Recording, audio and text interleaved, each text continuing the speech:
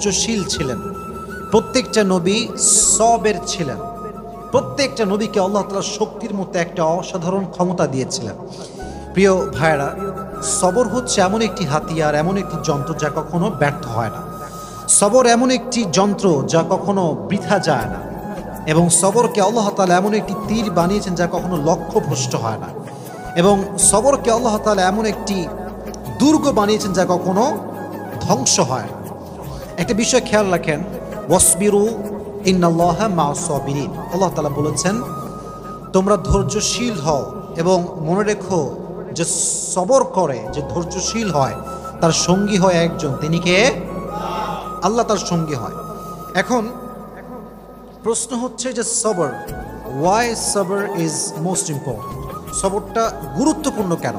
আমার চোখে চোখ রাখেন, আমি একটু বোঝাবার ট্রাই করি যে সবরটা গুরুত্বপূর্ণ কেন। আচ্ছা, একটু ফিল করেন যে আমাদের জীবনে একটা বিপদ আসছে। হয় আমার বাবা মারা গিয়েছে, আমার জব আমি লস করে ফেলেছি, জব হারায় গেছে, অথবা আমার কোনো ইনজুরি হয়েছে, কোথাও আঘাত লেগেছে। আচ্ছা বলেন তো, এই সমস্ত প্রত্যেকটা ড্যাঞ্জারে আমার দিকে তাকান, ধৈর্য ছাড়া কোনো গতি কি আছে? কোনো গতি নেই। There is no alternative way of sabr. সবরের কোনো প্রকার কোনো বিকল্প রাস্তা নেই। সবর হচ্ছে মুমিনের জীবনের সফলতার সবচেয়ে বড় হাতিয়ার। তবে আমি আজকে আলোচনাটা একটু লম্বা করব, এই জন্য সবর এটা মেয়েদের জন্য জরুরি, ছেলেদের জন্য জরুরি, সবার জন্য জরুরি। কারণ পরীক্ষা শুধুমাত্র ছেলেদের জীবনেই আসে না, মেয়েদের জীবনেও পরীক্ষা আসে না নাই?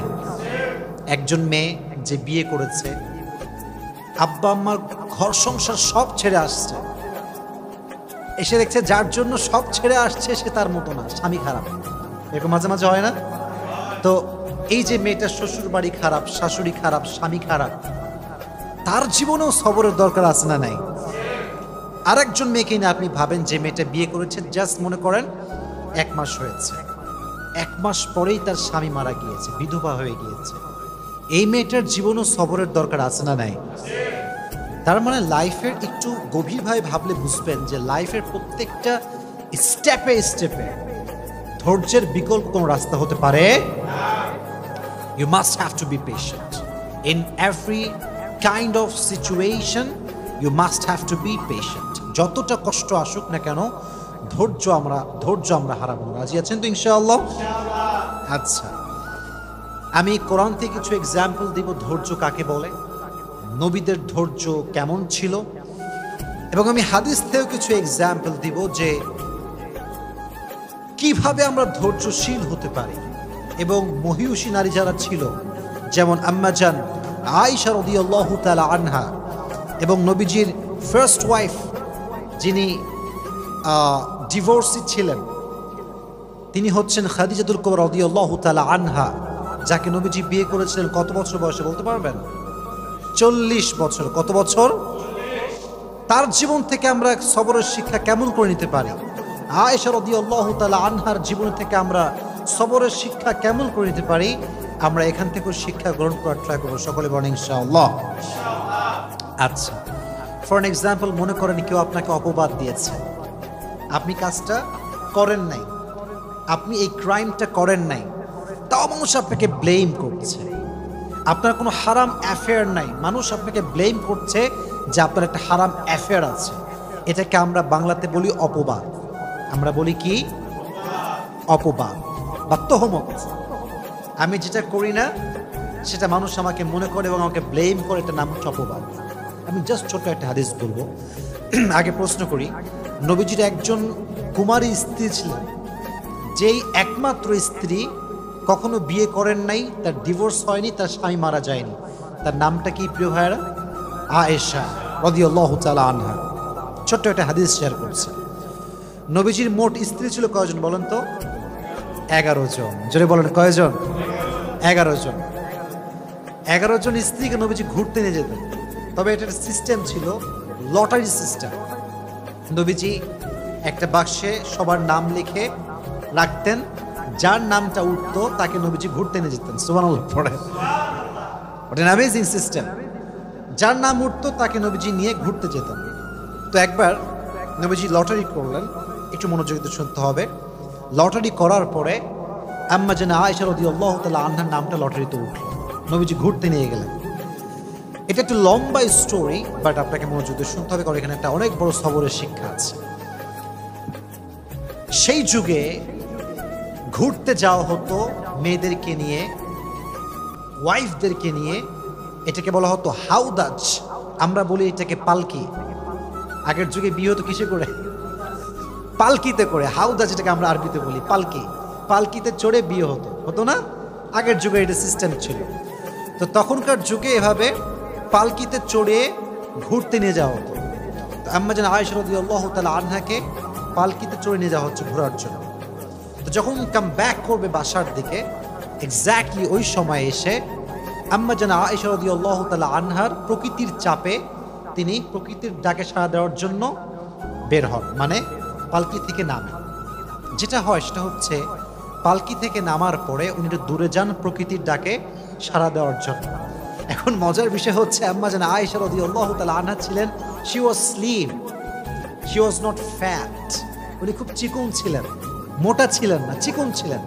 চিকন মানুষ কোথাও উঠলেও বোঝা যায় না, নামলেও বোঝা যায় না, কারণ সে স্লিম বডি বিলং করে। মোটারা কোথাও উঠলে দেখবেন মাঝে মাঝে মোটারা রিক্সায় উঠলে রিক্সার জায়গায় থাকে না বসা। তো এটা হচ্ছে বডির ডিফারেন্স।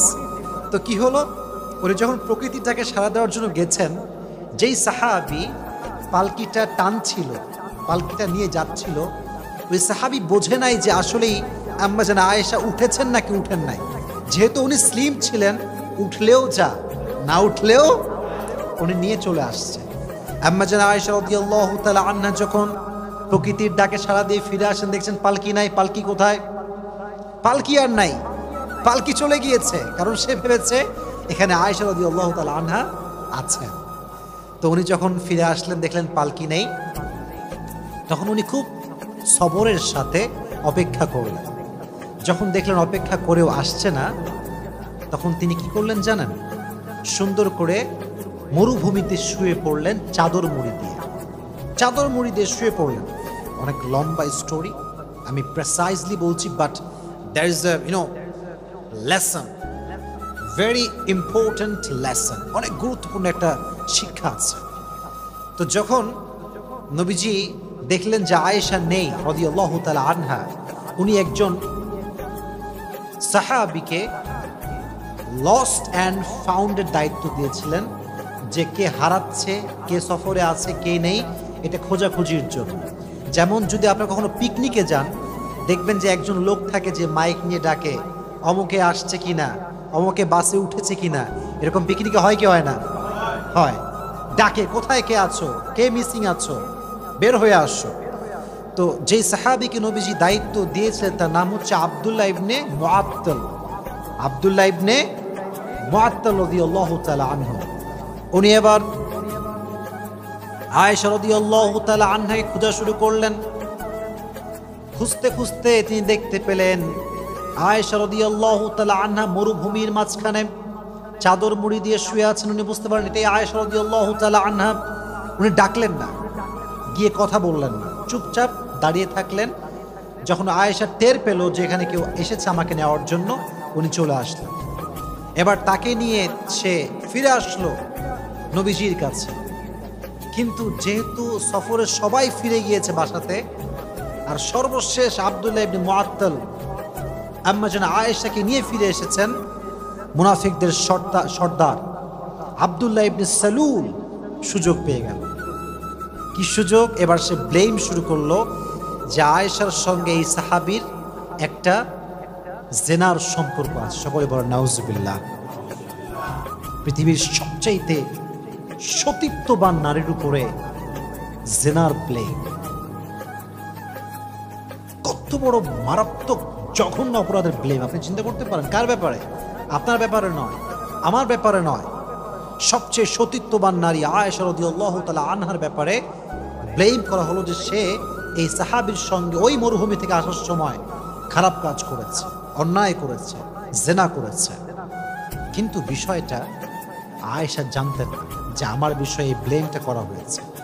কিন্তু উনি ফিল করলেন যে প্রিয় নবীজি আমাকে আগে যেমন আদর করতেন এখন আর তেমন আদর করেন না। আগে যেমন ভালোবাসতেন